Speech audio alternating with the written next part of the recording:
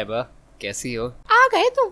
जरूर तुम्हें कुछ ना कुछ काम होगा या कुछ लेना होगा। वैसे तो तुम्हें मेरी याद नहीं आती ना। समझ गई तुम, बड़ी चालाक हो। क्या काम है बोलो। यार तुम्हारा ना फिजिक्स का असाइनमेंट चाहिए था, आज उसकी लास्ट डेट है ना। तुम लड़कों का भी ना यही मसला है, खुद तो कुछ करते नहीं है, बस यहाँ वहाँ से पकड़ दकड़ करके और मार्क्स ले लेते हैं। यार दे दो ना प्लीज। नहीं, मैं नहीं दे रही अपना असाइनमेंट।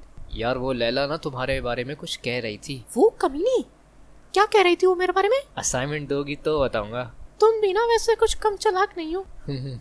सब लड़कियां यही कहती हैं। ठीक है, भेज दूंगी मैं असाइनमेंट। थैंक यू यार, वैसे तुम आज बहुत अच्छी लग रही हो, लैला से भी अच्छी।